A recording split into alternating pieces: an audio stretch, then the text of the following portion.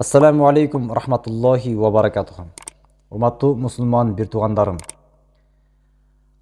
Бул темабыздагы ата эне туурасында болмокчу. Ато бин Яссар радиаллаху анху Ибн Аббас радиаллаху анхунун хадисин риваят кылат. Ибн Аббас радиаллаху анхуга бир киши келди дагы, андан сурады. Мен бир аялды өтө жакшы көрүп калдым.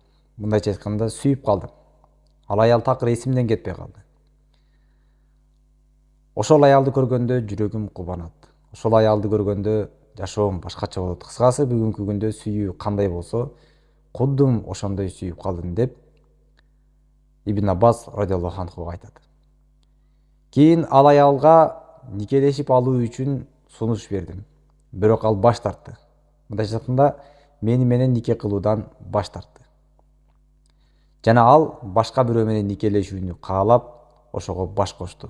Мындайча айтканда менден баш тартып, ошол адам менен жашоону каалап, ошол адам менен жашап кетти.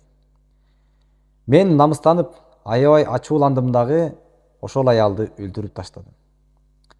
О пайгамбардын бир тууганы, мен үчүн эми тообанын бир жолу барбы? Деп сураганда, Ибн Аббас радиаллаху анху айтты. Сиздин ата энеңиз тирүүбү десе, жок, тирүү эмес деди. Энеңиз тирүүбү жок дегенде, жок, тирүү эмес. Анда күчүңүздүн жеткенинче жакшы амалды кылып, Аллах Таалага жакындап, тооба кылыңыз, Аллахым тообаңызды кабыл кылат. Дегенде баягы киши Ибн Аббастын алдынан чыгып кетти. Кийин Ато бин Ясар Ибн Аббас радиаллаху анхудан сурады. Сиз эмне үчүн мунун ата энесинин тирүүлүгү туурасында, же болбосо көзү бардуулугу туурасында сурадыңыз дегенде, Ибн Аббас радиаллаху анху жооп берип жатат.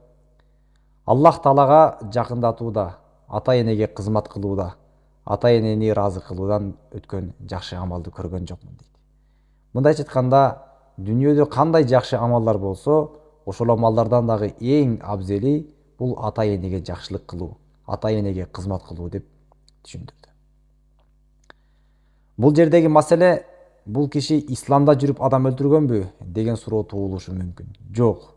Пайгамбар саллаллаху алейхи ва салламдын көрсөткөндөн кийин дагы инсандар динди кабыл алышып, сахаба радиаллаху анхумдардан келип кеңеш сурап турган. Жана алардан пайгамбарыбыздын осуятын үйрөнүшкөн, илимин үйрөнүшкөн. Кудду ошого окшогон бир киши исламды кабыл кылып, жана исламга чейинки жашоосунда адам өлтүрүп алгандыгы туурасында баяндап, жана ошонун тооба кылуунун жолдору барбы деп сураган. Себеп дегенде, бул хадисти уккан инсан, исламда жүрүп дагы адам өлтүрсө болобу? Исламда жүрүп дагы адам өлтүрүп кийин тооба кылса болобу деген суроолор туулушу мүмкүн. Жок, урматтуу бир тууганым. Исламда адамдын канын төкмөк тургай, адамдын көңүлүн оорутуу өтө чоң күнөө болуп эсептелет. Ал эми адамдын канын төгүштүк, бул Аллах Тааланын алдында кечирилгис бир харам күнөө иш, урматтуу бир туугандар.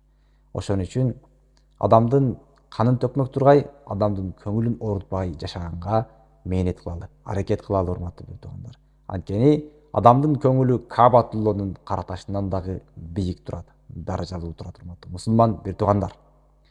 Аллах Таалам бардыгыбызга амандык берсин, бардыгыбызды дозоктон куткарып, жаннатка киргизсин.